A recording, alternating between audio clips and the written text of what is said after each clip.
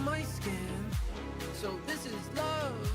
I know it is. I know it sounds super cliche, but you make me feel some type of way. This is falling, falling in love. This is falling, falling in love. This is falling, falling in love.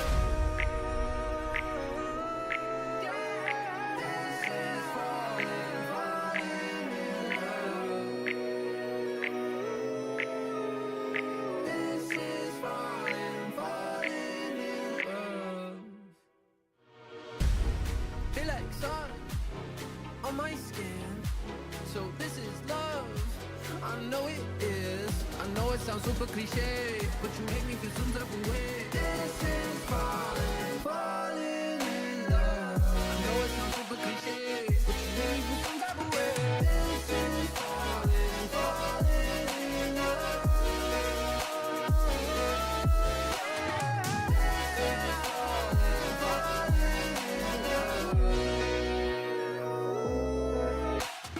This is falling, falling in love. This is falling, falling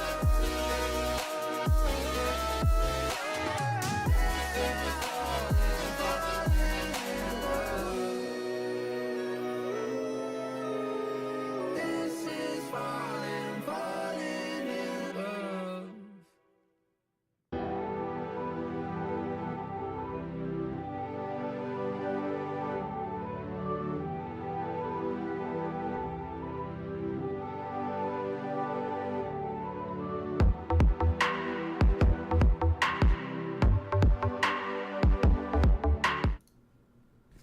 Oh, wrong one. Oh my goodness, dude, I can't go a single stream without technical difficulties.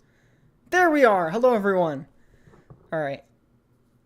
I'm getting help from Ram right now. I can't see your guys' messages, so I will see them in a few seconds. Did you send it?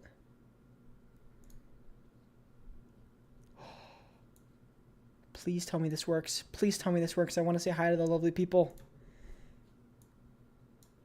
Uh-oh. Oh, I can. Oh my goodness, I can see everyone. Hi everyone. Thank you so much, by the way. I couldn't see a single thing. Come on. Zoom in. I still can't see. It's because of my own fault, though. My mouse is broken. All right. Can you guys see us? Are we good? We're good. Hi, everyone. Sorry. This just wouldn't be a me stream without a technical difficulty. Thank you, Ram. Enderben, thank you for the one month member. Thank you so much.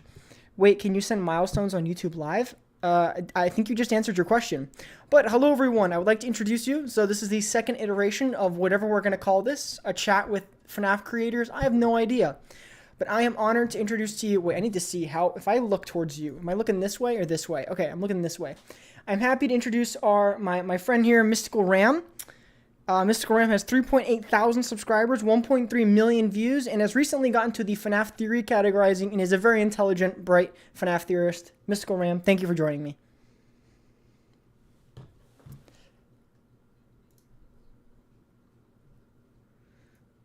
That's okay. That's okay. So, we have, if you guys don't know, Mystical Ram has been doing FNAF theories about Ruin. I have been doing the opposite. I haven't uploaded a single thing about Ruin. That will be fixed at some point. But we have some awesome stuff to talk about today. Today's stream is going to be some of the... Oh, they can't hear you? What happened? Yeah. Uh-oh, that was awkward. All right, can they hear you now? Chat, can you hear me? Can you... Oh my goodness, this wouldn't be a me stream without a technical difficulties. Wow, I'm bad, guys. This is bad. How do you guys even deal with this? There we go. How do you even deal with this? Oh my goodness. All right. Okay, I'll redo my intro. Hello, everybody. I'm Mystical Ram, and thank you for stopping by, and thank you for having me, Sandwichling. No, thank you I'm for glad to joining hear me. As you can tell, we're off to a hot start right now. All right, so Mystical Ram was kind enough to join me on today's stream. We have a lot to talk about, and some of you might be interested to know that me and Ram practically disagree on everything when it comes to FNAF, so this should be a fun debate. But before we do any of this, I want to start off. Mystical Ram, it's going to be a question that I ask everyone. When did you become a FNAF fan? Back in when it all started from Markiplier's video from the scariest game in years. Let's go. Let's go. That's when I started as well. By the way, guys, if you guys want to ask any questions in chat, I might miss some, but if you do want to ask any for are y'all brothers? No, we're not brothers. I'm not related to Mystical Ram. Wait, he's a PNG. It's a PNG, guys. We're not brothers. I'm sorry. We're actually arch nemesis. That's what it is. We'll get to that in a second, though. We'll get to that in a second. I'm joking. I'm joking. But, all right, so you said you're a fan with Markiplier. I think that pretty much everyone can relate to that. Markiplier was one of the key things in FNAF. So if I had to ask you, what is your favorite FNAF game? Favorite FNAF game? Honestly, if you want my whole heart honest opinion, it's FNAF 3. FNAF 3. All right, guys. It's FNAF 3. I can't believe it. I can't. Okay, Dogsmith agrees that FNAF 3 is the best. I did not know that we had FNAF 3 supporters in chat. Did I miss something? Bio, you know I hate Circus Baby. I'm like, oh yeah, I hate Sister Location. So let's just point that out. You hate Sister Location? Oh my goodness, guys, this is gonna be a fun one. This is gonna be a fun one. All right, let's get past that. FNAF 3 is your favorite game. You know what? I'll respect that. I will respect that. Okay. Okay. So I gotta ask you, what is your favorite Five Nights at Freddy's animatronic? Animatronic. Okay, so like when people say character, I always say Vanny, but animatronic is Mangle. I always loved Mangle. I always loved the design of Mangle. Just an animatronic that was supposed to be like, wow, it's supposed to be like the new and improved Foxy, but just like this isn't a new improved Foxy. And to me, it's creepy that like there is no voice of Mangle. Well, in Ultimate Customite there is, but a little bit different. I have a commenter in my channel. He is by the name of Biohazard Kid, who I have to Biohazard King. I was actually that was wrong. I apologize for that. You are not a Biohazard Kid. Biohazard King says that you have a strong love for Circus Baby. Is this true? Biohazard, I know I have your DMs. Also, can we point out congrats to Biohazard for hitting 100,000 subscribers? Yes, guys, please, can we get some congrats for Biohazard King? I haven't announced it yet, but Biohazard King might be joining me on the channel soon, but that's not important right now. Actually, Ram, I have a question for you that someone just sent in chat.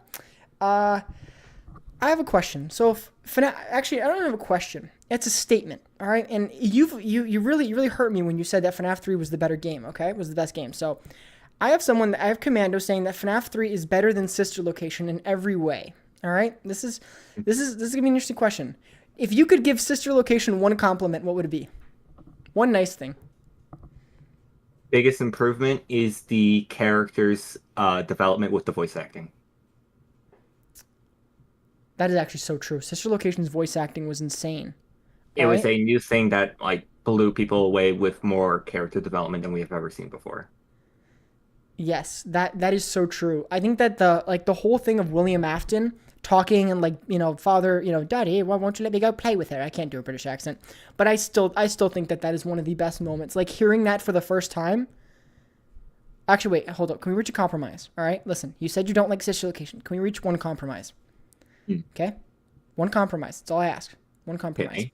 Can we agree that the Father, It's Me, Michael, is one of the best voice acting clips ever? I was gonna say the end of FNAF 6, Henry's speech is the best voice acting FNAF has ever done. Dang it! There's just no compromise with you, is there? I'm just joking. No, you're right. I can't even defend that. That is an awful take on my part. The FNAF 6 is so much better. All right. Well, sorry about that.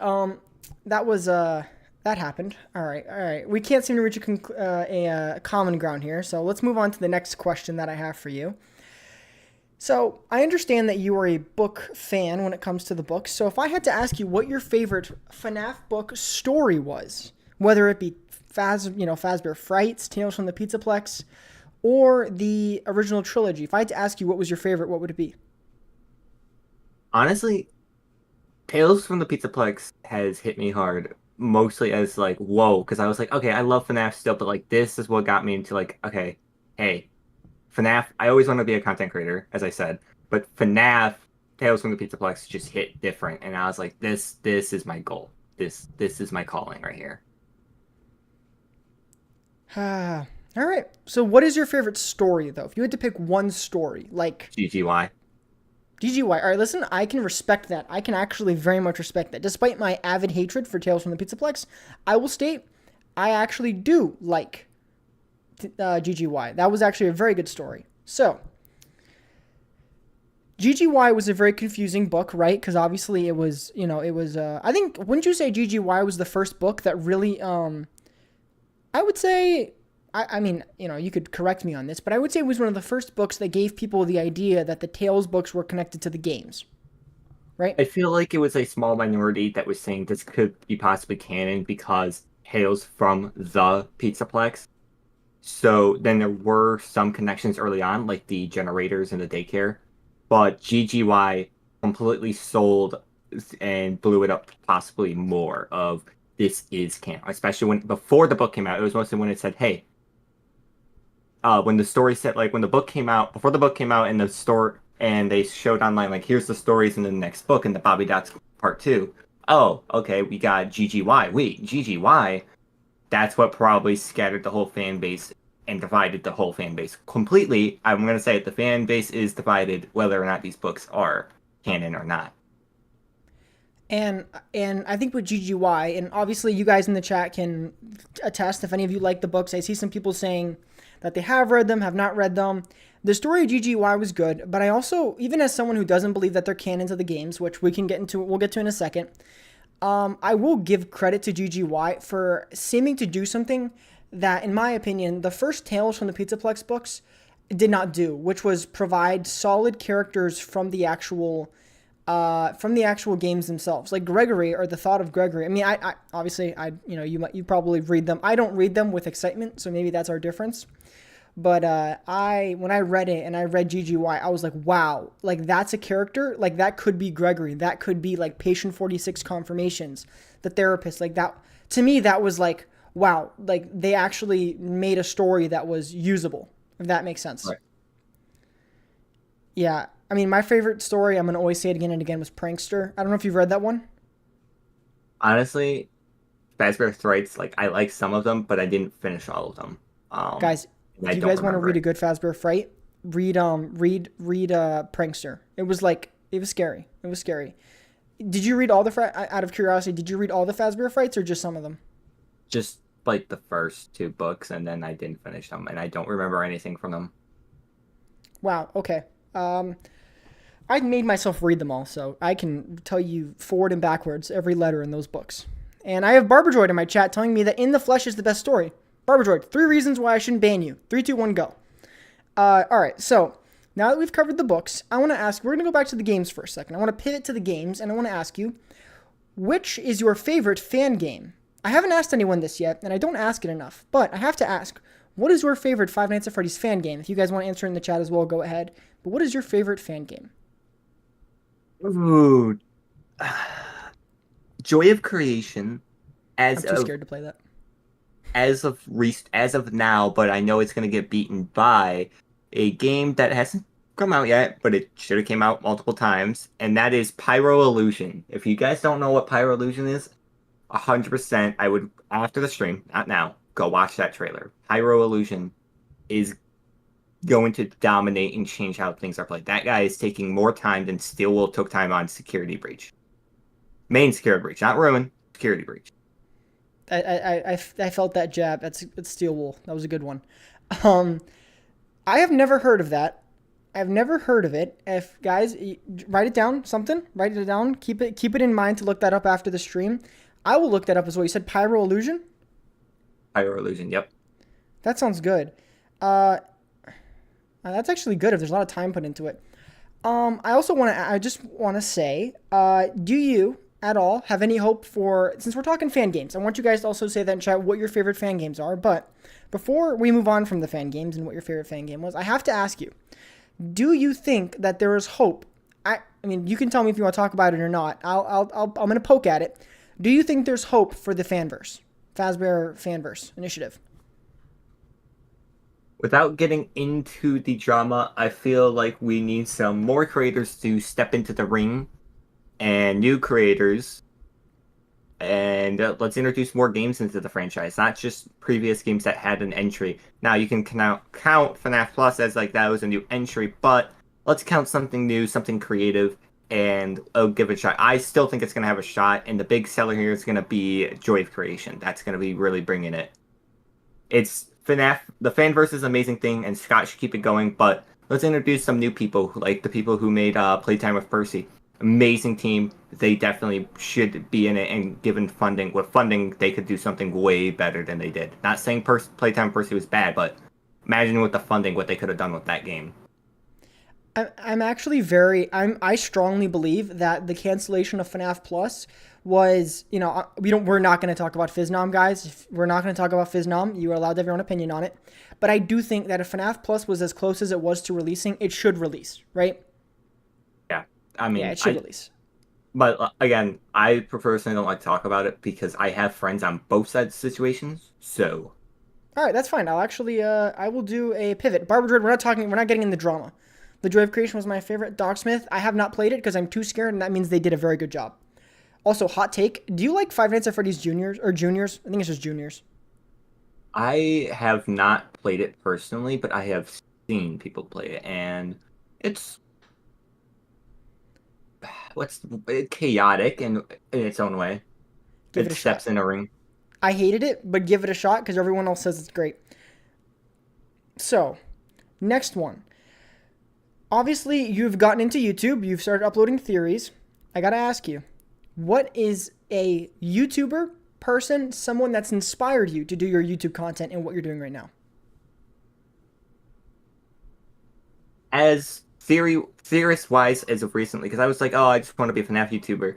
Theorist-wise, it was Rytos, but being a FNAF YouTuber mostly, because I was jumping between what I wanted to do. I wanted to be an all type of creator. I wanted to be a FNAF creator, then all creator, then Minecraft, then I'm sticking with FNAF. It's just something I love way more, and that's never gonna burn out.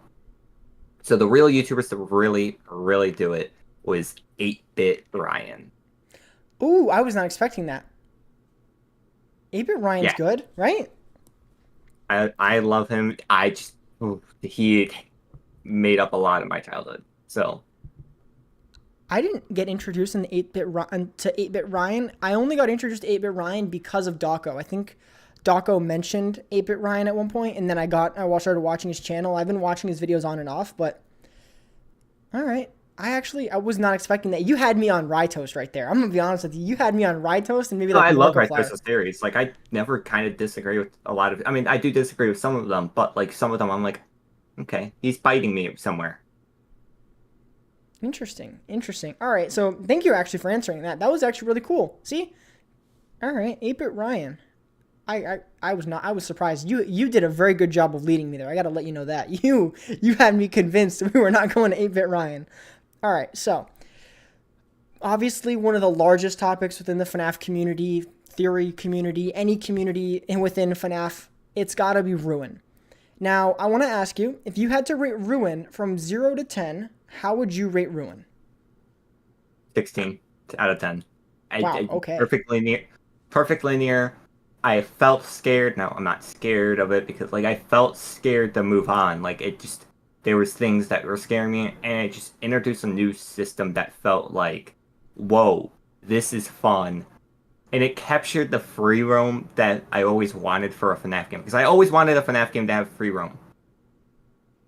And to me, it captured it. I just need to interject. You felt that Ruin did free roam right? Like that's what Steel Wool should do in the future for free roam? They should do a linear free roam, not complete free roam of running around the whole Pizzaplex, because we kind of saw what happened to Security Breach. I love Security Breach. Don't get me wrong. I'm a Security Breach lover, but I will admit its flaws. But Ruin caught it perfectly, and if Steel wants to continue doing that, they need to just do a copy and paste, but not always keep it a copy and paste, but of course change it up for each game. This linear free roam event, like you can go backwards a bit and check out some things and keep going forward. I'm so sorry. Someone just said the iShow Speed Ruin situation. Oh my goodness, that's completely ruined. An entire Five Nights at Freddy's will never be able to recover from that. Ruin is only going to be known for that. I hate that so much. You know what happened, right? Yeah, I do, and I'm like, oh god. Yeah, that sucks because it's now that's like completely tarnished the reputation of that. I hate it. All right. Yeah, okay. I could actually completely agree. I think Ruin was great. I give it an 8 out of 10 because I don't like certain sections, but no, I completely agree with everything you just said. It was dang it. Stop sending messages about that in the chat. I'm sorry. I'm sorry. That is the worst possible thing that could have happened. Okay. No, I'm sorry. I completely agree with everything you just said with Ruin. I have one question for you though about Ruin. I have one question. Do you think now, do you think that Ruin takes place after the Princess Quest ending or the Burntrap ending? Just give your opinion right there. Where do you think we're picking up from of Security Breach? Where do you think we're picking up from? What ending? It's a hard one, and if you're giving me one choice, it's Princess Quest, 100%. Burntrap could be a possibility, and if and Burntrap's the only possibility if both are allowed to happen at the same time. But no matter what, it's Princess Quest. Okay, so you think Princess Quest, and then if you were to include Burntrap, you would say aspects of it. Yes, aspects of the Burntrap ending. Okay, I get what you're saying. I've seen theories about that. I think ID's Fantasy was the one that was like more, saying that was the canon ending. I did see that. That actually really interested me, how that's gonna work. I'm excited for that video. Now that we're talking Ruin, I gotta ask you. A lot of videos have come out recently from I would say arguably the three most popular FNAF channels have released videos. FNAF Theory channels have released videos about Ruin. We have MatPat and Team Theorist with the Game Theorist channel. We have FNAF, John, the YouTuber. I know that sometimes people, you can't, that channel name, I'm sorry, John. It's just, I can't say your name and no one will understand me. FNAF, or John, released his theory video, and then we have Rytos releasing multiple theory videos. Which one would you say you agree with the most? I want to agree with Rytos mostly. I'm going to put my stance here. So, internet, FNAF community, and get Brace ready. yourselves. I think every FNAF 6 character who died in the fire is dead. And I'm going to agree with Rytos and say, if we didn't see them burn, they're not dead. As a classic Hollywood thing, if you don't see the character die on screen, they're not dead. We've seen Burntrap burn. We've seen Circus Baby burn. We've seen Molten Freddy burn. They're dead. We didn't see the Lefty burn. We don't know if truly Henry burned. We know we did. We know Michael did. But we don't know about the other two. The father and the daughter. So, in your mind, and just to explain this just in case, you think that Charlie, or the spirit of Charlie, whatever, and Henry could still be in play? Charlie could be in. There could be a Charlie bot. I'm going to agree. I hate the robot theory, but Charlie bot could be a thing, or she could be something else. But Henry might be alive, or he sadly passed away because definitely he's old. Unless the Pizzaplex is not that far past FNAF 6. All right. I get what you're saying. Personally, I'm more of a kill them all with fire. I think that everyone's dead. I'm not really buying into the whole Charlie thing. Guys, I know that FNAF, so you said you agree with Rytos more. What are your opinions on FNAF? John, I'm just going to say John. John and the Game Theorist's video. What are your opinions on theirs? I feel like they hold Sister Location as this big solve-it-all, but to me, Sister Location isn't the big solve-it-all for everything. Sister Location's not the answer for everything. It's all the games. You need not just to go back to Sister Location for everything. You need to go backwards and forward into the future games, books, and stuff. Because yes, I know parallels. Some people don't like it, but parallels are a thing, and it's not like going to be a big thing like, oh, everyone is Henry. No, it's going to be like, wait a minute, something like this happened in Ruin, and now the book is saying this.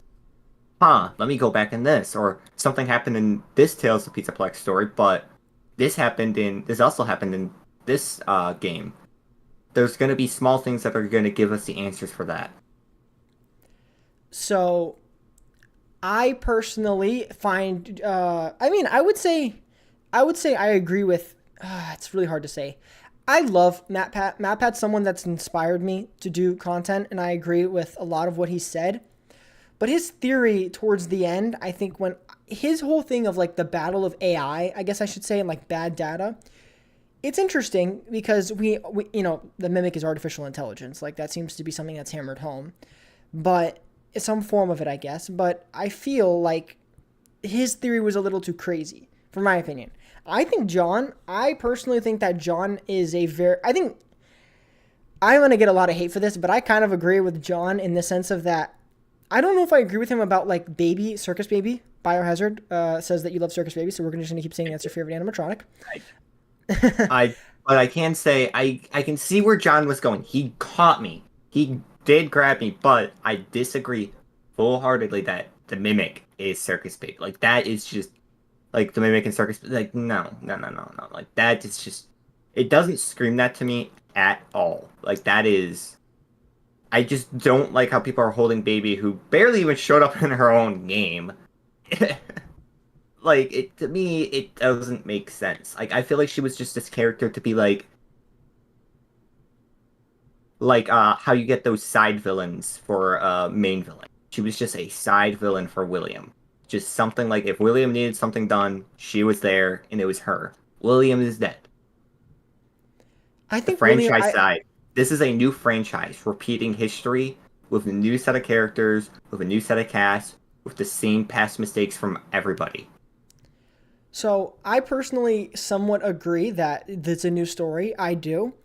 In a video or a theory that I have cooking right now that I'm gonna hopefully release at some point, I do think that the Mrs. Afton, I'll call it. I'm gonna call it the Mrs. Afton month. It was 1 month where MatPat released his video and he talked about Mrs. Afton. It was this timeline video.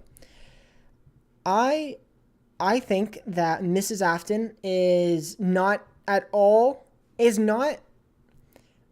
villain. Sorry, I'm just talking about the theories again. I think that when you talk about when you just talk about the current era of FNAF, like Mrs. Afton, I consider to be that old era of FNAF. So I think that you're completely right in saying that it is a new era. These are new characters. These are people that we haven't dealt with before. Parallels exist, as you said, and that's why I think with John paralleling them to the old books, the OG trilogy, the parallels exist. But I really do think that Circus Baby is way too far. Circus Baby. I just feel like look, all the characters made a mistake, and now their mistakes that they thought they cleared up are in the future. Now, not William. I just read in chat Afton, Mrs. Afton, so I said William. Titan, how dare you? Something I thought of. I was thinking of Mr. Burrows is an interesting character, right? Oh, please no. You wanna talk about Mr. Burrows? Hear me out. Go ahead. You got my attention. You got my attention. Let me hear it. If Rytos is correct that Henry did not die in that fire, okay, this ends for all of us. He disconnected himself from the franchise. Doesn't mean he ended his life and his daughter's life. He loved his daughter, right? He wanted to give a life for him and his daughter, and he sold the franchise completely to someone called Mr. Burrows. Now, with Mr. Burrows dead, franchise is going to fall back to Henry. We're probably going to see Henry. I'll give it that. When did Henry... Wait, hold up. Whoa. Oh, wait, that's right. Guys, I have to clarify. Just clarify. Theory. Mystical Ram thinks that the books are canon to the games, okay? You believe the books are canon to the games, just to clear it all out there, right? Yep. I love He believes that Tales from the Pizzaplex are canon to the games. I don't. I disagree. I think they're parallels. I think that Scott added the mimic at the end of the books to try and tease a new villain and give us it because there's a reason to buy it because they probably sold horribly by the end of Fazbear Frights. So that's what I think. I have a question. Since we're already on this topic of Mr. Burrows, you're saying that Mr. Burrows' death in the Baobab tree, if that's how you say that, right? Baobab? Yep, Baobab. In the Baobab tree, Mr. Burrows' death caused it to go to Henry. The It's title gonna and fall. everything Fazbear went back to Henry. It's gonna fall to someone because someone, if he is the CEO, because Key pointed out a good thing. I think he is the head chairman. But here's the thing, with it, the company being, I think it's LLC, correct? Yeah, I think it went from Fazbear Inc. Incorporated to LLC. LLC, which means multiple shareholders.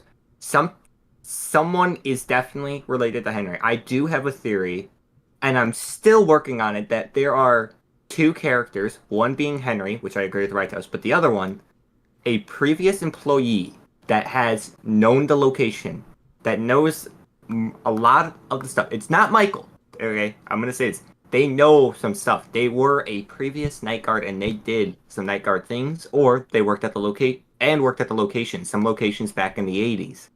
They know something. And I want to bet you they have some shareholder stock into the franchise, and they're probably one of the higher ups. I'm going to go on that. That's a very high theory, but it just makes sense to me with a lot of references to previous things. I mean, obviously, I disagree. I don't really think I need to explain that. I do think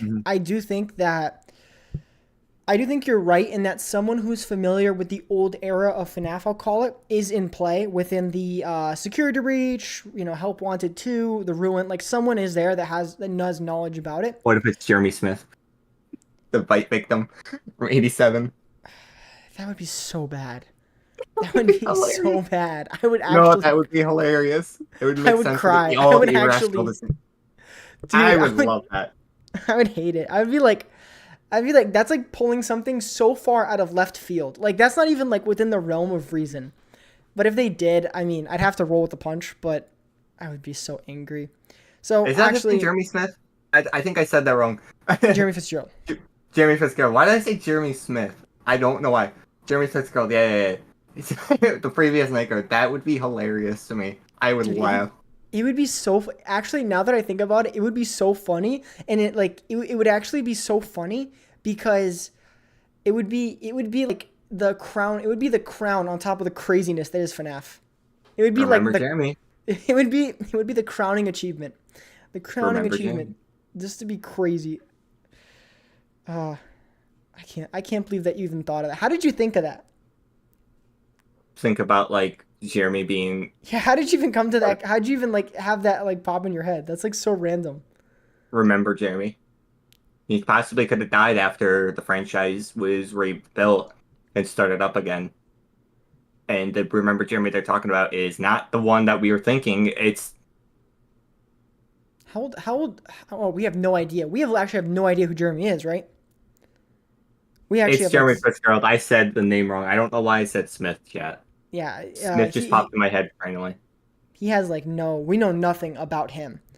Okay, so we talked Mr. Burrows. I have another question for you because everyone is talking about it when it comes to the book, tales, everything connection. You've read all of them, right? You've read all the way up till Tiger Rock? I have not read Tiger Rock, but I was told everything about the stories. I didn't have the money at the time to buy it, so. Okay, so guys, in case you guys didn't know, Tiger Rock is one of the latest books. It's I would say it's the latest in the Mimic saga, where everyone's talking about how the Mimic program is in Tiger Rock, and that's right. I'm just making sure I'm getting that right. It was Tiger Rock. It had Tiger Rock. It had in Monty, which that was a fun story. Monty Within. The Monty Within. That one was an interesting one. The Tiger Rock is what people were excited for, but it didn't give that much answers. Yeah, Tiger Rock gave no answers, to be honest. I don't really feel like it gave that much. But it did give a lot of... Ozone covered some of it, and I agree with Ozone. I think that, obviously, because we just have different opinions on the books. So, Tiger Rock. So, how many... I really should just ask this. Tiger Rock is supposedly I haven't watched Ozone's video, by the way, so I don't know what you were talking about when you said that. But when you say Tiger Rock, because the Mimic becomes Tiger Rock, if I'm getting this right. Here's the thing. Mimic has a connection with the Tigers, okay? Yep. Right? And it is said the Mimic One program is throughout the Pizzaplex, and he just used. I think the whole Tiger Rock thing is confusing because the fan base is divided on that now. Yeah. Now, I don't think he's that because you can see he can jump into costumes. He went from a jester to like other things.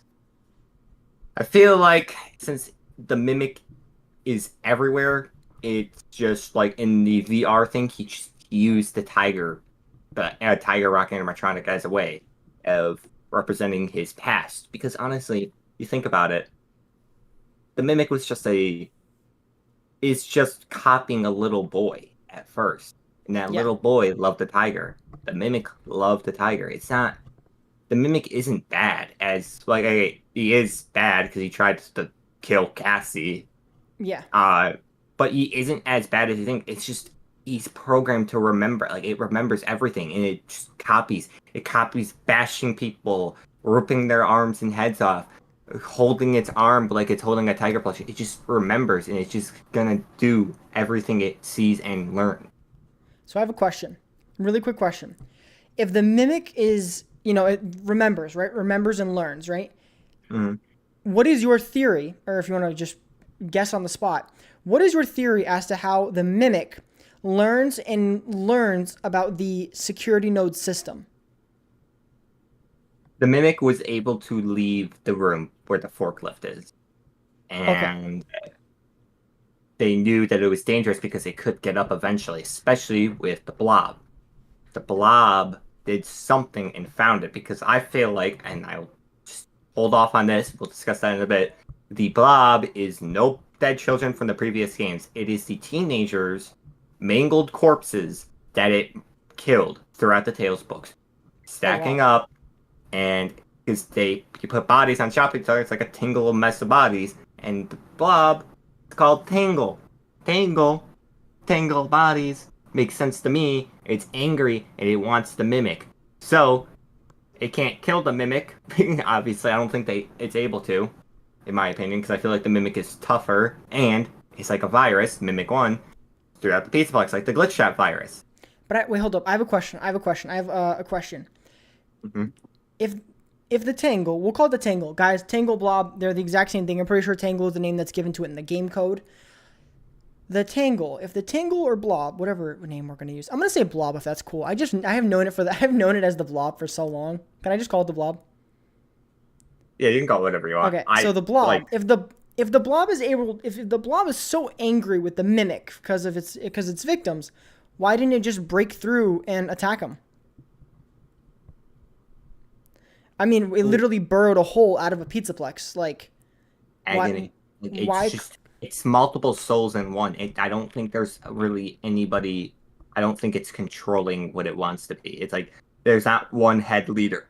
It's just whoever who's controlling it is controlling it, or it's multiple people controlling it. So it's irrational. Its thinking isn't straight. But when they see the Mimic, they're all gonna go for it. They're just like they ruin animatronics. They're just roaming around the Pizzaplex.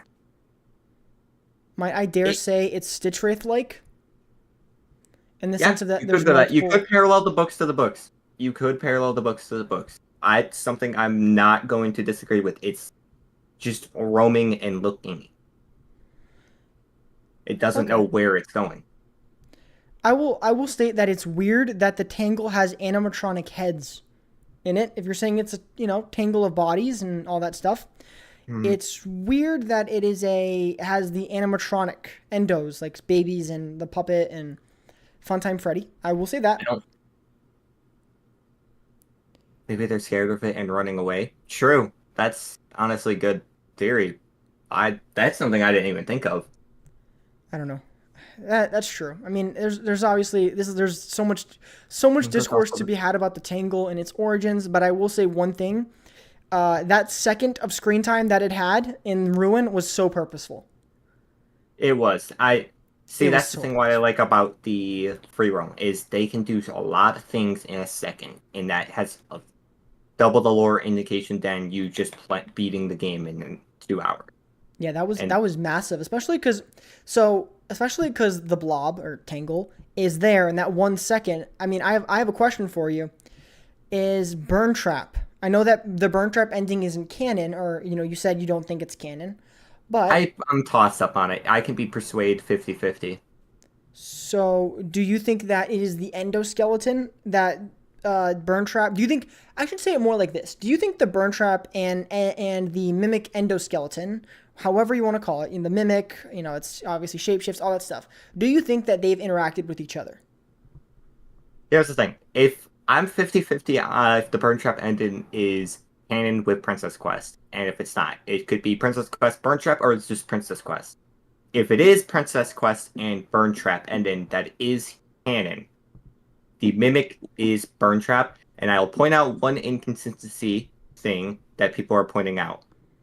If you look at Burntrap's model compared to the Mimic's model, Yep. they match a little bit. Some of them don't match. Same thing with the Mimic being the lion costume.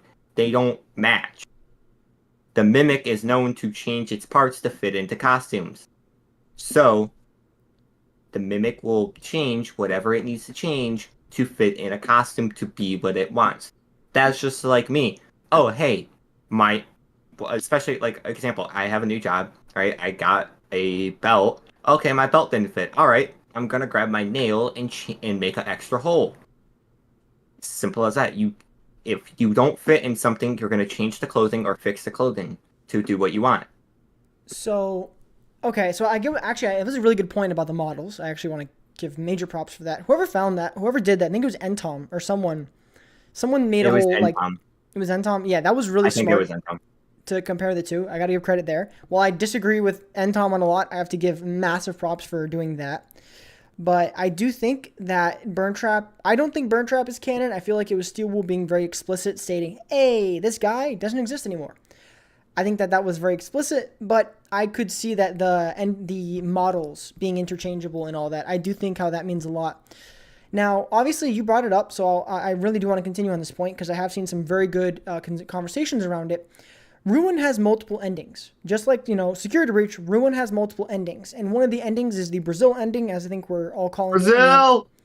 The other ending is the Scooper ending. I want to ask your opinions on those endings and what you believe I would say the impact or the things we could take away from them, if anything. Brazil ending is insanity ending. Brazil is just Cassie losing. She overcomes the Mimic. I actually have a dub video coming out with the Mimic. I'm still editing the audio and I have to record the Mimic voice. I had my friend do a Gregory impression. I'm just going to say this. And I did a Mimic impression and I redid the whole Mimic chase scene. So the Mimic chase scene is going to have, Cassie, why are you? And then it's going to cut to me doing my Mimic voice saying, running away from me. I thought we were friends. Just to give the Mimic chase more of a creepy aesthetic. That sounds pretty cool. I'm not going to lie. But Brazil, that's what I feel like Brazil means. It's just more, she gave up and she knows she's lost. She doesn't know who to trust. She doesn't know if it's the Mimic playing tricks on her and chasing her to a dead end. So it's just a give up, and she trusted her gut more than right. She gives in. Yeah, gives in. The Scooper ending. The Scooper ending. I'm excited for this because I have seen some wild things from that one. As I'm going to go off with Rytos, I love this latest theory, and I'm agreeing with it. I gotta watch that. Look at that Scooper ending. Okay, and look at the Scooper ending in Sister Location. They're different, right? Yes. They both are going to extract. I think they're extractions, and one is more powerful than the other. Which leads me to believe the Mimic was extracted and tossed out somewhere. Do I know where? Yeah, I was about to ask, when you look at that ending and you're out of, I'm sure someone has hacked the ending and glitched out of it. Is there a way, can you see if the Mimic's endoskeleton is on the floor next to it? Is that Nope. At all there? Right, toasted it, and the Mimic's model is gone out of there. And to me, I feel like they purposely did that. Because they know the FNAF community is dead on crazy and will go flying out, checking things, and all that stuff. So if they remove the Princess Quest Cassidy thing, right, they definitely did they definitely did that on purpose. I was very interested. Actually, now that you brought that up, I'm very interested as to what the Scooper ending really means, if that makes sense. Because you've Watch right obviously through this video. mentioned like the oh my goodness, I'm blanking. You mentioned how the mimic gets like removed from it and how the Scooper works. But what I will say is the Scooper ending didn't. I don't know about you, but it's so crazy, right? Yeah. It is like how it's obviously my mind goes to sister location, and there are no guarantees that the sister location, like bunker or whatever, is down there with obviously down there near FNAF 6 Pizzeria. That's not possible. Like that's not canon, right? Or like you don't think that the actual sister location bunker was next to the FNAF 6 Pizzeria, right? I think they're all connected because Henry, as a person that owned those previous businesses, he definitely was He owned close Afton enough. Robotics. He didn't own Afton Robotics, but hey, if Miss Afton is dead, the old Afton family's dead. They need to pass the business on somewhere. Maybe pass it on to Henry. I don't know. I don't know how the business thing works, but I would assume that, again, I'm just getting into the business world as I'm working in a restaurant soon. So I do not know if like the family's dead and the family doesn't want it, who it would go to if like they have a backup plan, or if it would go to a business partner, right? Even if they're an ex-business partner. Yeah. So best idea is that I feel like the tunnels are all connected to previous locations. That'd be pretty crazy if they were all connected and it was like one giant network under like one giant network underground that connected them all. Titan asked a question in chat, and it says, "Did you see the '70s Freddy's? Did you see the '70s Freddy cutout?" Now I have to briefly just give my opinion, and then I'll ask you for yours if you don't mind. There is a clear emphasis I feel from Steel Wool that they are interested, very interested, as a matter of fact, in returning to the old Freddy Fazbear's, Fazbear Entertainment beginnings with maybe, Fredbear's Family Diner, or, the beginning of Afton and Henry's relationship and the beginning of it all. I think I heard that in an interview that they were interested in that. I personally believe that 70s cutout could be a little bit of like a foreshadowing that After Help Wanted will be getting what is that called? There's a epilogue, a sequel, a prequel. We might get like a prequel game. In your opinion, obviously that's purposeful to choose that cutout. Does that bear any does that stir anything in you? Any ideas? Yeah, honestly, here's the thing. I think Help Wanted 2 is a sequel. As I've been saying, everyone kept saying it's a prequel. I think it's a sequel, but I think, I'm going to answer the 70s cutout Freddy in a second. Hear me out on this. Sure, I'm Do listening. you remember the cut content that says waiting on J-Top's approval for Carnival? Yes, yeah, okay, yep. That Sorry, I did 70s cutout, take that and the 70s cutout. They're going to make a Fredbear and Fredbear's game by Steelwall, and it's going to be Carnival themed. Because, hear me out, sounds crazy as hell. No, actually, no, yeah, keep going. Hear me out, this sounds crazy as hell, and I'm going to go to a MatPat theory, so chat, right, hear me out. MatPat theory, dangerous territory. He said, William as a young boy saw a dancing bear, talking bear, carnival, 70s Fredbear cutout. There you go. That's my answer. The carnival thing is not for Cassie. It's a prequel to Fredbear and Friends, a Fredbear's game made by Steelwall. I gotta establishing the beginning of the timeline in 1983 or in the 1983 when it was founded. I think that I actually do think that what you're saying there entirely makes sense from a standpoint of a carnival, like Fredbear's Family Diner or Fazbear Entertainment, wherever it is. I 1,000% see what you're saying, that there is an avenue that they could go back to the, I mean, I don't want to say like old, I don't really want to say like, like old FNAF, like the FNAF 4, FNAF, 2, FNAF 1, like that, the 80s, but I easily see maybe like the early 80s, like, or late 70s, like the first official animatronic Fredbear and Friends location, if that makes any sense. I got a feeling they're going with a carnival-themed Fredbears, and that to me would be creepy, especially with the bulkier model, like compared to like this nice, slim, high-tech security breach models, which I love. I'm gonna be sad when they're gone. They But were they did such a. I mean, I don't love security breach, guys. I'm gonna be honest with you. I don't love security breach. I'm not the biggest fan. To everyone out there, some of my subscribers, and anyone that's new, I don't love security breach. But I will say that the character design and the models were 10 out of 10, without a doubt, the best we've ever now done. just think of this: a carnival themed map. Because if the FNAF 6 location is the old Fredbear family's diner, wooden location, you have some clown stuff, right? It's some clown stuff there. Clowns, carnivals, Fredbears. It all really connects to me, and that is what screams to me. Fredbear's Family Diner is going to be a carnival-themed location. I have Barbara Who would Droid be the saying villain in the carnival, though? That's what I can't imagine. It's still going to be William because that's William. We will get finally in game. Probably. I'm not Steelwool. If I wish Steelwool. Hey, Steelwool, hire me as a writer, Scott, too. If you're hearing this, hire him.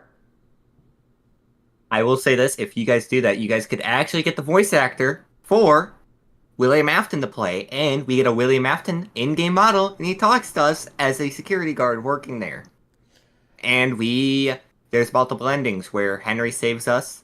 That's a big canon one, but then there's one that William does a killing and accident. We see William doing some mischievous things around the Pizzaplex, and he's gotta silence us.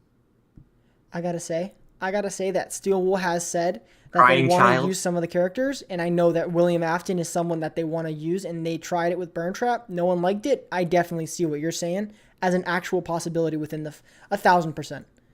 That's what I'm saying. Trust me. If they do that, and Steelwool, you're listening to this, Yes, Steelwool. I want 25% commission on this idea. You should ask for a salary, not a commission. I would say I think you want a salary. I don't think they'll offer a commission on total sales. Sorry. Oh, yeah. All right. Give me- So we've talked Ruin, we've talked some theories. I want to just the last nail on the head when we talk about Ruin. Everyone talks about it. I gotta ask, the ending, the elevator ending where we're falling, is that the Mimic talking to us, or is that Gregory? It is Gregory to the Mimic. When it cuts to the audio, when it cuts that says that break, it is the Mimic, and I don't think that was Roxy speaking to us at the end. It could be. It could be. Because you do hear her say, "I lost," and then the Mimic comes. It could be her. Do I know how? It's a headless Roxy, I guess.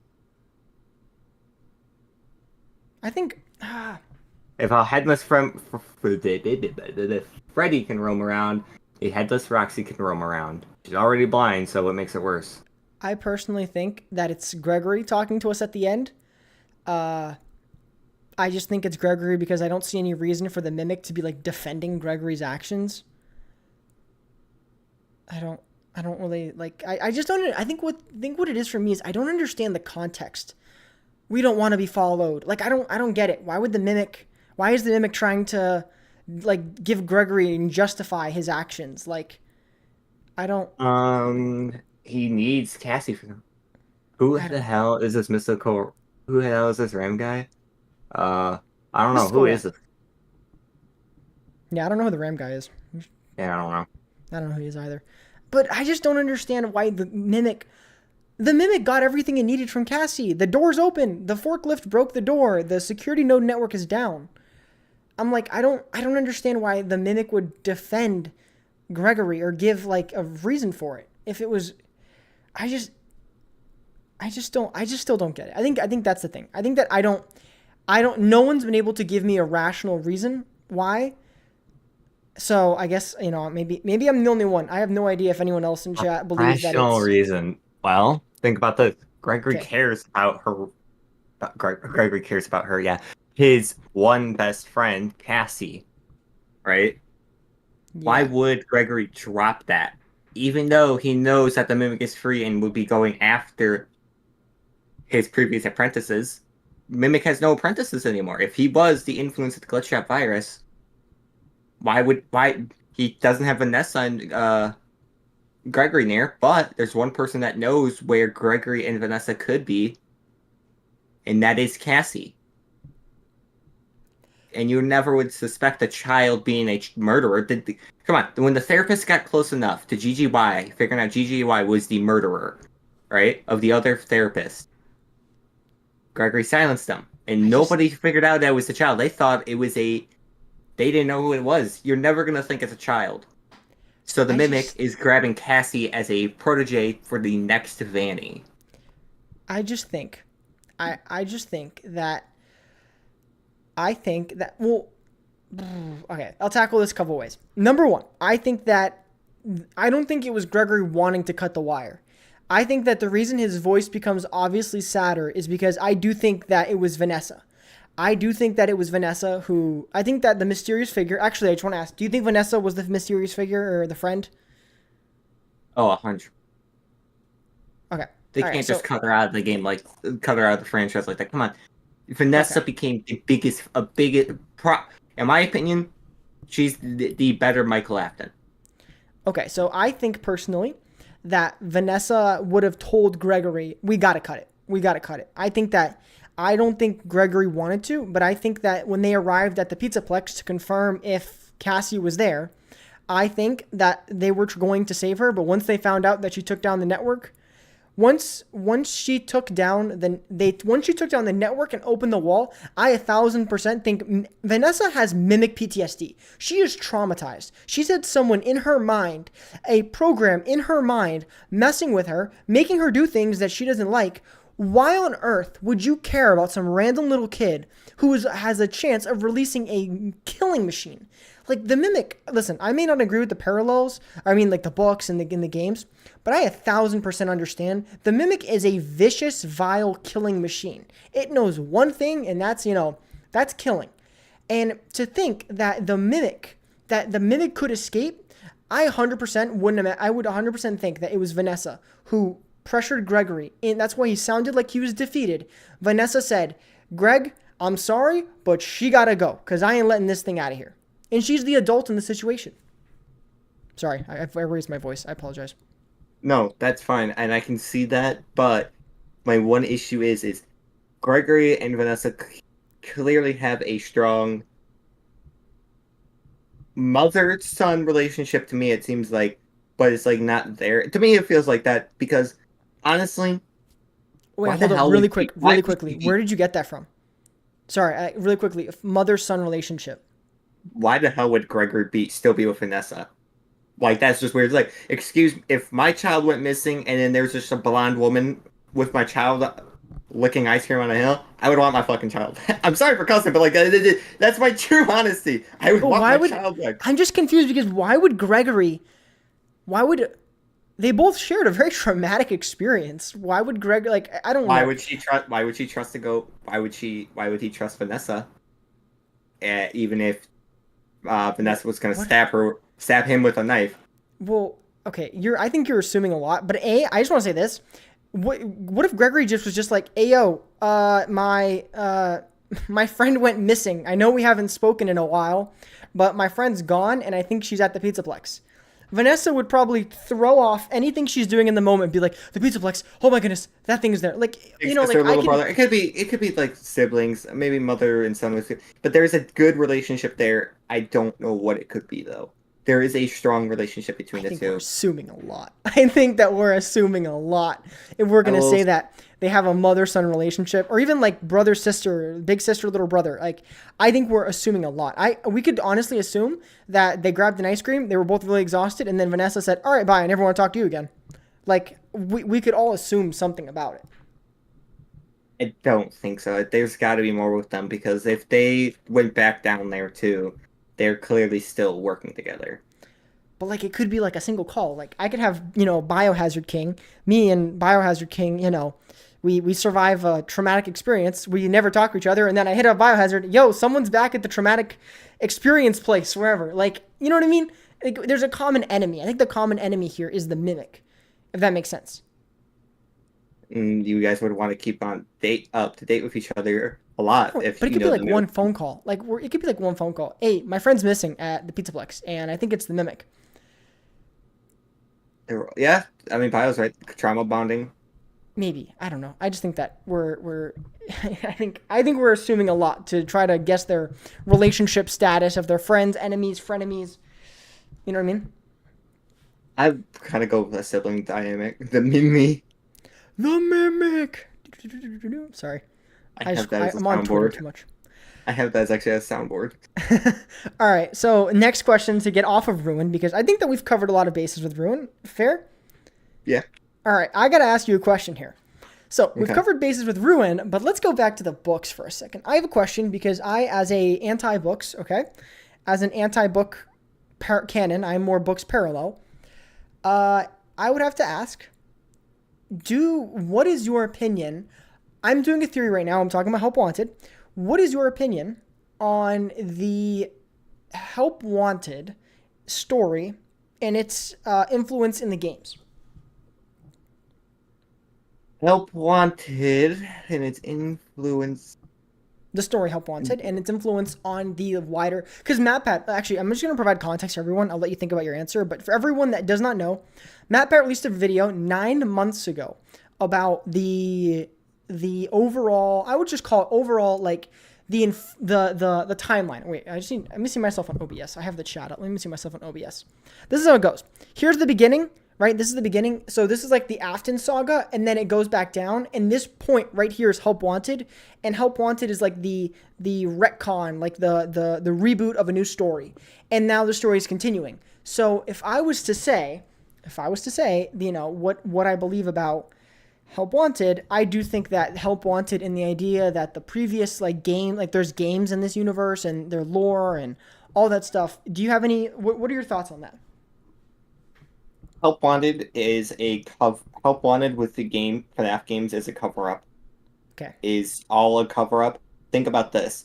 When you make a massive franchise as FNAF, it's gonna be hard to find old theories on top of these new ones, especially each year getting a surplus of fans coming into the fan. Mm-hmm. If Scott is going with all the previous events are real, they are going to make sure the events are hidden and that all people think is, oh, they're just silly little games. And now they made these silly little games into a real thing. It's just a cover-up story to hide the true past of the diner. And honestly, Fazbear Entertainment could just be like, hey, you see that pizzeria down there? Shut up about it. Like, that was like, they could just hire money and just say, don't say anything. I'm pretty sure you would just stay silent for like a couple $50,000 in your bank, for a couple $1,000 in your bank account. I do. I actually think that one of the few things that anyone can get me, if anyone can get me to understand that, if anyone can get me to understand that the books are canon to the games, Help Wanted is a very good case, because I do know, if you do notice, there is no FNAF 4. There is a nightmare, like the Night Terrors, and that's where history doesn't overlap. Instead, it's the fourth game is not like, doesn't match with our games. Does that make any sense? Yeah. Actually, Bio pointed out something good. It's Scott's era and Steele's era in the vein of the Friday the 13th human Jason versus zombie Jason era. That's clever. That's a very clever, and not a lot of people point out there's two different Jasons, zombie Jason and human Jason.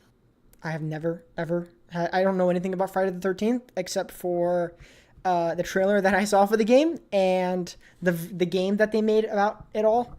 And I do think that I mean, to say like the Scott era and Steelwool era, that is, I don't know, because I don't know if this is true, but somewhere someone said that Scott was more involved with Ruin than he was Security Breach. Did you hear that? That was Astral. No, not Astral. Why did I say Astral Sped? I was thinking of that was DJ Sturf. And so is it true that Scott was more involved with? DJ, we gotta trust DJ Sturf. He had his thank you on the credits. That is true. So Wait, it was Baz? Yeah. Oh, that was from Baz. Okay. So I thought it was Sturf. Okay, so I'm gonna go with that. I think that to say the Steelwool era. Okay, actually, I'm gonna be honest here. I think the Steelwool era ended with Security Breach. I'm going to be straight up at it. I do think that Steel Wool had a shot. They really fumbled the bag, and I think Scott was like, okay, I want that back now.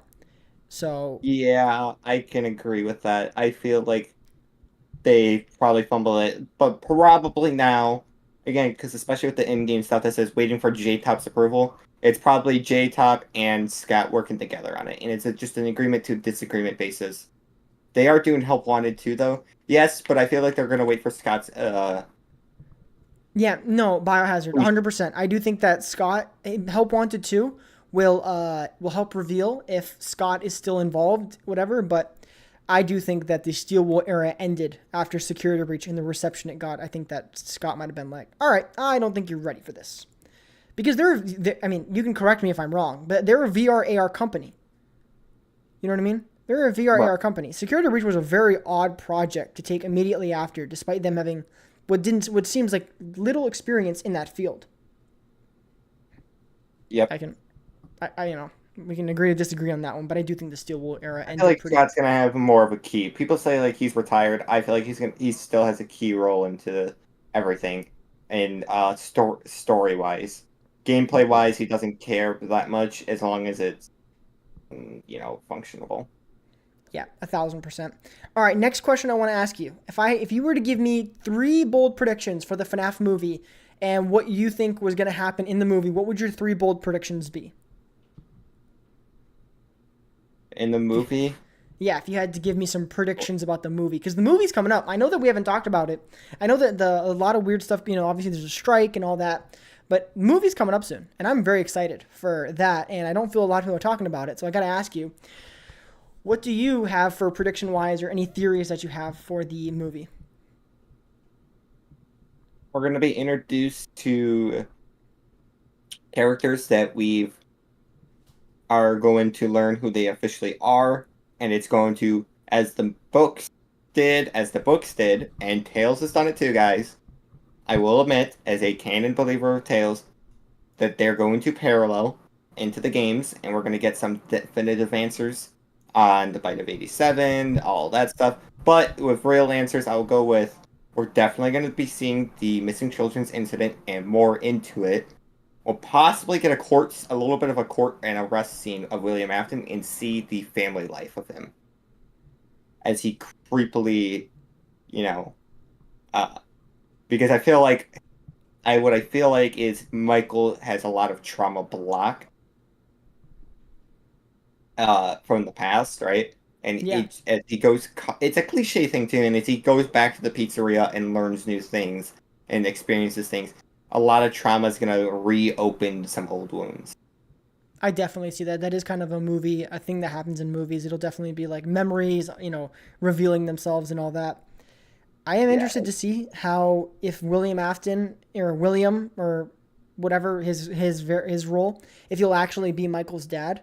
I'm interested to see if they'll actually do that or if they'll be two separate. I'm not going to talk because I have a video that I'm working on, so I'm not going to spoil any of my theories, but I definitely think that you're right in the sense of that the traumas will be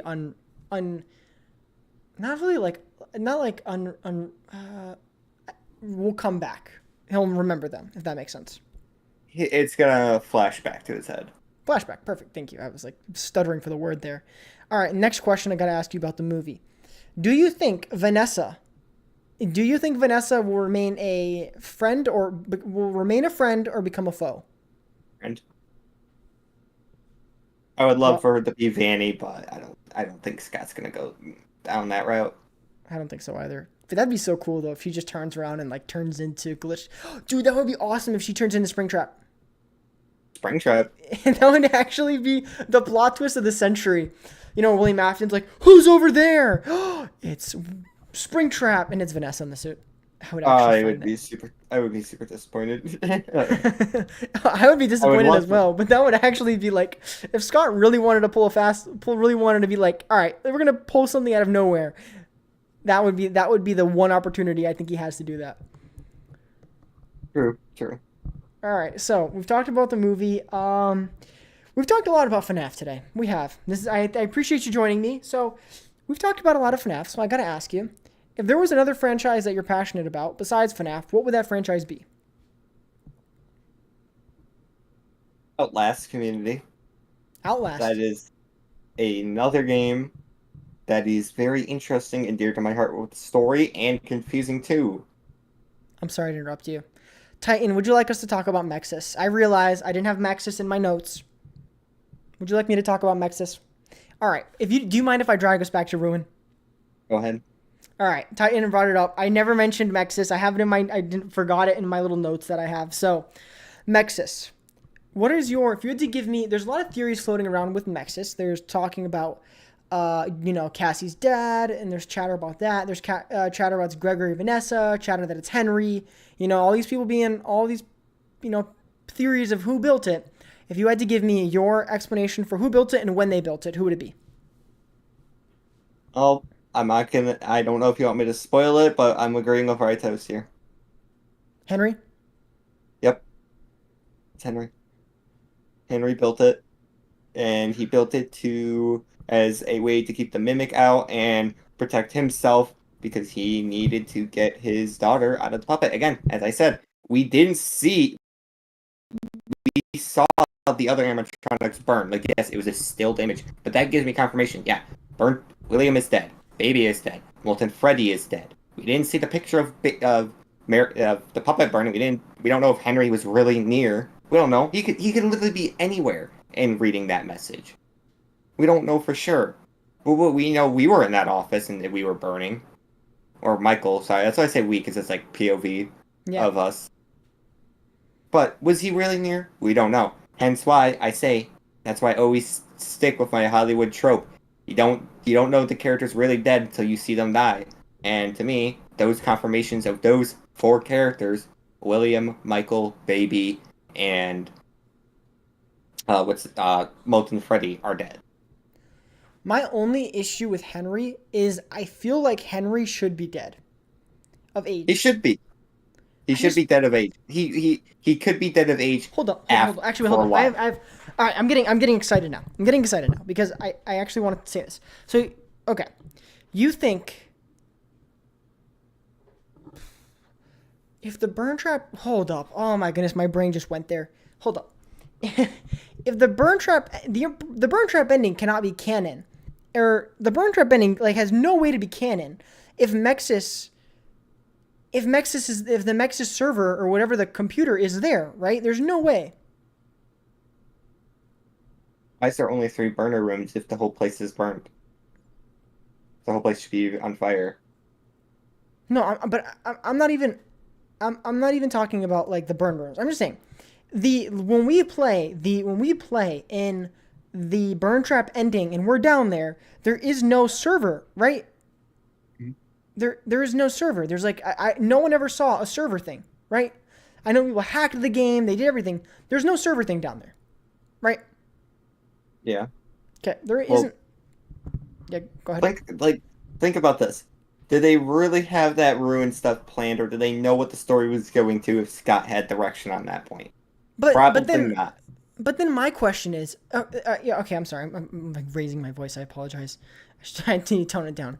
But my issue is, if then is the argument that the mimic was planned by then in Security Breach? I mean, Tails was made before Security Breach came out, and a lot of things changed in Security Breach. So, but wait, and the mimic is also lower. And here's the thing: why would they put game expected wise? Why would they put where the mimic is down below where the Burntrap ending is in Security Breach? That's just a waste of resource if they're never going to use it. I don't know, but to say that it's been especially since we go down a different route than we do when we go down the elevator in the Burntrap ending. We go down a different route. We go through a tunnel instead of going straight towards the pizzeria. We go to a different way through the pizzeria. Okay. All right. So I get what you're saying. I get what you're saying, by the way. I have a question. My next question is, since we're already Titan, you brought this up and we're here. We're on this topic. So, what's the best way to say it? So, you're saying Henry could still be alive, right? He's either alive or dead, but he was alive after the FNAF 6 ending. Okay. Wait, so Henry just made the Nexus system in case of the Mimic? He set up every precaution. He lured everybody there. That includes the Mimic. That includes Burntrap. That includes everybody. It was a trap to trap everybody and get everybody. He doesn't know how to beat the Mimic. He knows what could beat the Mimic. Clearly, fire doesn't work. Clearly, ripping its head off and all that stuff, because in the books, he got a different head. Clearly, he doesn't know how to beat the Mimic, so the only way is a security protocol to protect the Mimic, to lock the Mimic up, like, to hide the virus. So he uses it like think of your firewall, right? It's protecting you from viruses, right? That's what Nexus is. Protecting you from that virus. I don't know. You can't give me all that and then say the Tales books are canon, because the Tales books, I think you said it. I mean, I'm not. Since I don't read the books from that perspective, the books state there's multiple. The only way to make sense is there's multiple pizzaplexes, right? Mm-hmm. Are they all happening at the same time, or are they building a new one after a new one after a new one? It depends on the construction crew, honestly, and all that stuff. I don't know. I feel like because if you're gonna do if you're gonna add more pizzaplexes, there's got to be more time. I don't think. Again, as I said, there's like, I'm gonna give you this. Construction is craziest thing. If they're gonna keep the same layout of all the pizzaplexes like they do, because there's multiple factories around me, right? And they kept them all the same layout, same size and everything. But just pre-cut out the concrete, put it up, slap it together. It's like that, like literally. That's the only way that I can explain it. But they're not the same though. Don't they all have different attractions? I mean, look They at all have Haps. different. Yes, they all have different attractions, but then they rotate the attractions out. So what's an easier way to do it? By keeping it the same size, same style, right? But different attractions to easily rotate in and out. Haps seems pretty deep. the Pipes Maze and Haps and all that. Right, but again, as I said, if you keep the pizzaplexes the same, right? They're the same size. They all look the same building, but their insides are different, right? Like the attractions are different. It's simple. I could go at Pizzaplex 1, right? And take the east attraction and move that attraction to the second Pizzaplex and put it on the west side of the second Pizzaplex, and we'll take that west side and put it where the other one on the east, where the empty space is now, which is the east side. Does that make sense? It's available to be interchangeable from different Pizzaplexes, so they're just switching and flipping and rotating. It's not supposed to be like... All I'm hearing is time, and I just don't see how Henry's alive for all of that. I just don't. I just can't. You're adding time. He would be 70 or 80. Think about the math. Then with modern medicine... I don't know. I think that I understand what you and Rytos mean by stating that, I understand that if you don't see someone die, they could easily be alive, right? Right. But I just think that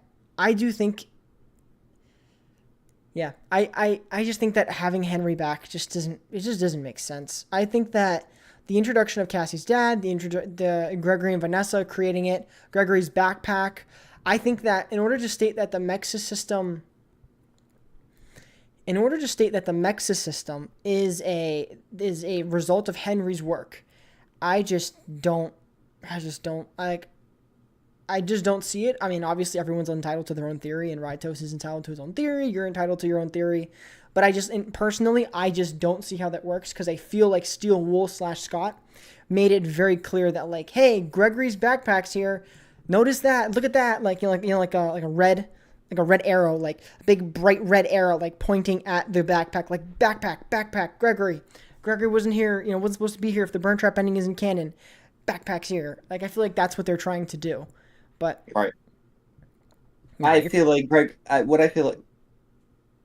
like Gregory and Vanessa went down there, but as I'm gonna say, the Pizzaplexes, I feel like, and this is just my opinion, and I literally have no proof of this, except of just the top of my head in this. We know Marvel owns Marvel characters, right? And Sony owns Spider-Man, but it's a Marvel character. I feel like the rights were sold a long time ago, and it was just a different company. It sounds stupid and crazy. Again, I don't know how business world works, but characters were sold to a different character, for different companies, and that's when the Pizzaplex was starting to be built. Again, and then you can just do pre-cut out shit for construction. Trust me, I've seen some. They built a neighborhood by me in my new town, right? The town next to me. They built that neighborhood like it was just they leveled out the hill, right, in like a week or two.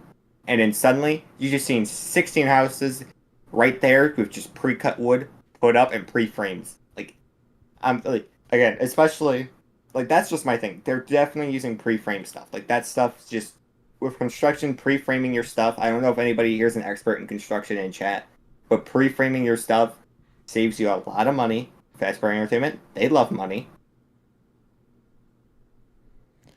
Yeah, I obviously I just so it doesn't make sense to me, but maybe maybe you guys in chat, maybe if you think the books are canon, it makes sense to you. Obviously, I just have a different viewpoint. But out of curiosity, since we're talking Gregory, we're talking Vanessa, we're talking about the Nexus system.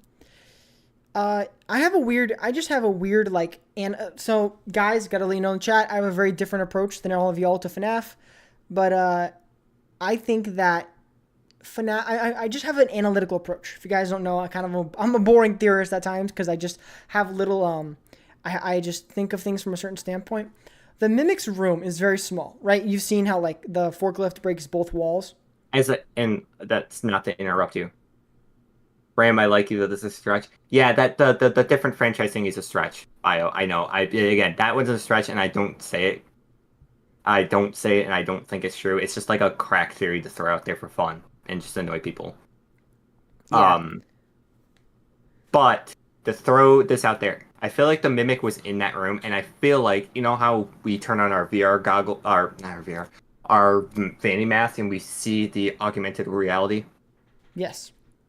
The Mimic can see the augmented reality, and he destroyed the nodes. Just being thrown like Mimic smash, bam, and broke them. That was by the Mimic. Yeah, but Or by Vanny.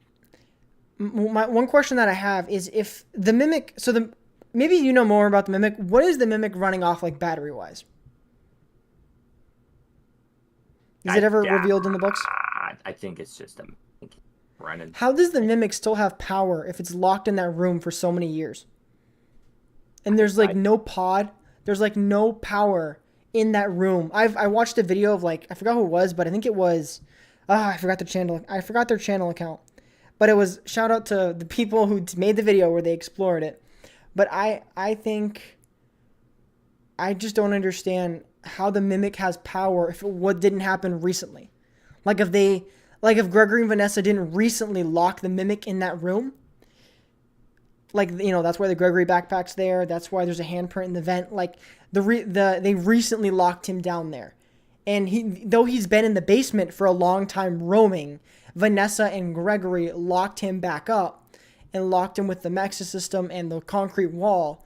And that's why he still has power. And that's why he's still like actively trying to escape. But to say that he's been down there for a really long time, I would just ask like, does he have like an iPhone charger down there or something that he just plugged into the back of his head? Like, how is he still running? Because he's I don't know. And I'm gonna say this. There are some things in FNAF we're not able to handle. That's true. That's one that I can't answer because like you can just say like, look, Freddy, he was on reduced power and had a power mode, but clearly Monty and all of them don't have battery modes, and the Endos don't have battery modes in the daycare. So I feel like it just depends on how you mess with the endoskeletons there, because they literally, as Vanessa said, and I know someone here in chat pointed this out, we can just take out a new endo. We can just slap a casing on a new endo and call it a day. Something along the lines like that. I saw something in chat. What was his name? I want to make sure I read this right. Clav is key. I said your name wrong. I apologize. Said the Mimic is infected with agony, so I don't know if he needs power. I have a question for you. Do you think that it's agony, or do you think it's bad data? That's why he is violent. I want to go with agony. Think about it. His best friend was a child, and what is this franchise founded on? Dead children possessing things. Dead children possessing things makes sense. That's why I'm saying there is still soul possession in FNAF, and a lot of people I feel like are not pointing that out, which needs to be pointed out still. As I've said before, guys, one of the issues that I just have with FNAF is we still have no real concrete knowledge and terminology and like, like perfect usage of how Remnant and Agony works. So it could easily be Agony. I agree with you. It could be Agony. I know that MatPat threw the bad data that it was him beating up the endoskeleton put violence in its code, but I get it. Agony isn't souls though. Well, I know Agony isn't souls, but it has to do with like the imprint, like Remnant, like an imprint. Remnant is an imprint. That's why. Actually, interesting theory. Actually, I have a question for you. You know what, guys? We're going sidetrack. We're going to sidetrack a bit for a second. Do you think Michael Afton? So Michael Afton's technically dead, right? Yeah. Do you think Mike is a robot? This is so random. Do you think Mike's a robot? No, I think he's just a rotten corpse that is filled with some grief. Like he can't stop. As everybody says, the puppet didn't stop. The puppet, you see what happened to the puppet. She wouldn't stop till she knew William Afton was dead. Same thing with Cassidy. They wouldn't stop. There is, with FNAF, I feel like it has this thing where if something happened to you in your life and you didn't complete your goal against someone or something, you won't rest. It's hard for anybody to rest in that franchise until it's done. And Henry was the smartest one out of the group. And he couldn't rest until he knew his daughter was safe. And that was killing everybody around him because he knew his daughter couldn't rest till the bad man was gone, till the children were free. Think about that. Rest plays an important thing in FNAF.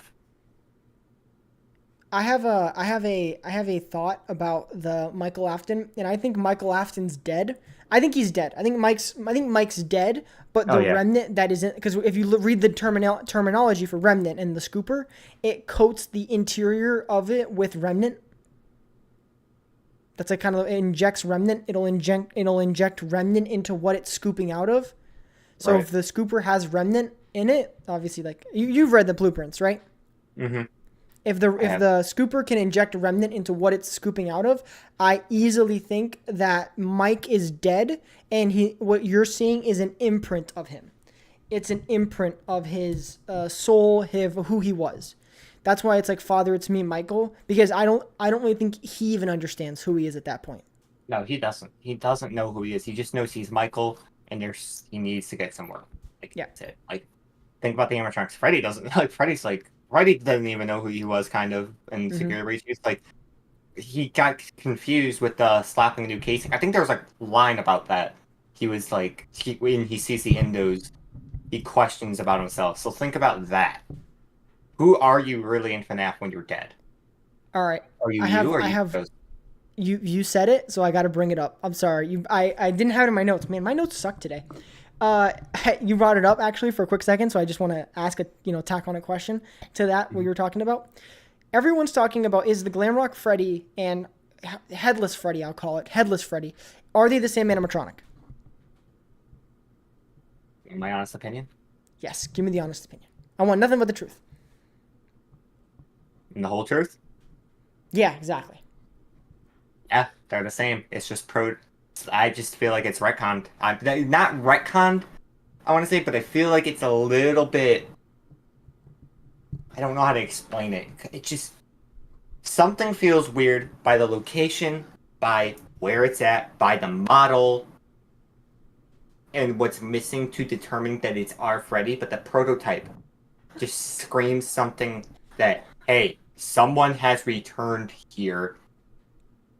And that is Gregory and Vanessa. They definitely returned there. Maybe they felt bad Freddy didn't have his body. And they're like, all right, buddy, we'll go get your body.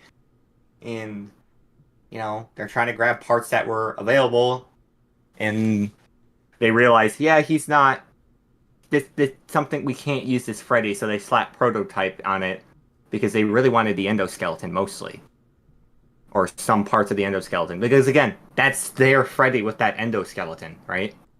I completely agree with you. They could have just put a new endoskeleton in there, right? And then slap prototype saying, this isn't the Freddy. They definitely needed that endoskeleton there.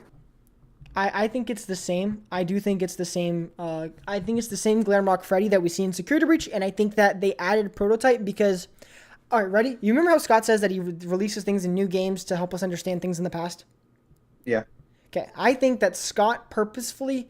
I think that we did not solve. We, the wider FNAF theory community, you, me, MatPat, FNAF, everyone in the FNAF community, I think that Scott thought, hey, they're wrong. They didn't. I didn't convey clearly enough what Glamrock Freddy is, why he's different. Steel Wool and I did not convey clearly how we feel about Glamrock Freddy and the story of why Glamrock Freddy's different and the importance of Glamrock Freddy. So maybe we're going to add Prototype on the bottom of his foot, and maybe it can, stir some thought in the FNAF theorists' minds as to why he's different. So I think that that's what they did. Scott and Stu were like, all right, they didn't get it right last time. Let's add Prototype. Maybe it'll help them. Yeah, that could be it. That is my theory as it pertains to that. So, Mystical Ram, I want to thank you for joining me. I really do want to thank you. I appreciate you doing this, for being the second guest. I do have to be leaving soon in a bit, so you ended it perfectly. Perfect. Look at that. I do remember you said that you can't go for too long, so it's completely. Oh, yeah, I gotta work, and then I gotta run to the store really quick for my new job training tomorrow. So, nice. Congrats on the new job. Thank you. So I want to thank you for joining. Mystical Ram, can you tell the people where to find you? If they don't know where to find you already. You guys can find me at Mystical Ram. Just type in Mystical Ram on YouTube, and I'm literally the first one to come up. Or you guys can find me on my Twitter at Mystical Ram. And I'm always interactive with the fans. I'm always interacting with my fans. I love to interact with fans, and that's just my one thing. I do have a new video coming out. I needed to plan out some videos because, again, I have some important life things coming up. So the one video I do have planned is breaking down Rytos' latest theory. That's a video I'm going to push out. But first, the next video that's coming out is my Mimic Chase dub. So expect that sometime Sunday, hopefully. I got to talk to my voice actor. And if any of you do subscribe, thank you very much, because you're making my goal happen to become a FNAF YouTuber. And I promise you guys are going to get some good videos, good theories. And I'm happy to do more of these in the future. And I'm very thankful that Sandwich invited me on. And I would love to invite you on to one of my future streams one day. I will gladly accept the invite. Everyone, please go subscribe to Mystical Ram. It's cool to see the FNAF YouTubers and everyone stick out for each other. And Mystical Ram is someone whose opinion that I highly respect. And I actually want to thank him for coming on, despite us having different opinions about FNAF. Just remember, guys, it's a game. I'm just saying this broadly because I do see like toxicity in the FNAF community when people who disagree talk. And I'm sure I hope I kept. Did I keep it civilized, Ram? Let me go this way because you're over here. Did I keep it civilized? It was perfect. I thank you very much for that. And again, guys, it's a silly bear game. Come on, silly bear game. Exactly. Bio jokes with me about hating Baby. I hate Baby, and he jokes with me, and I know he's joking with me. Guys, just take everything as a joke. Don't take anything seriously. And if you have your theory, love your theory, respect your theory, and respect everybody else's theory. Even if someone hates yours, just think.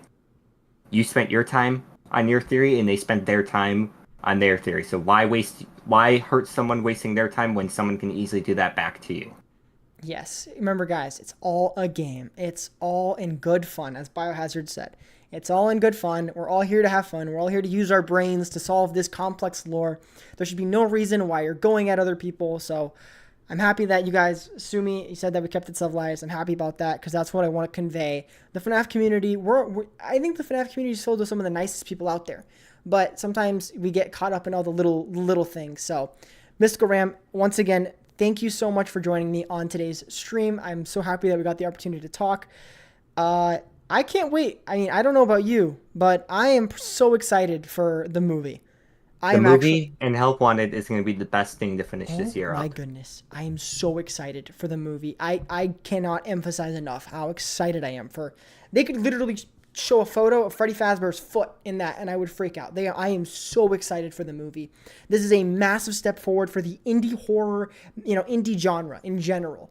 Like FNAF is taking a step so the rest of the indie game developers could walk to make films. I mean, I'm openly against Poppy Playtime, but Poppy Playtime working on a film, really cool. I'm so excited.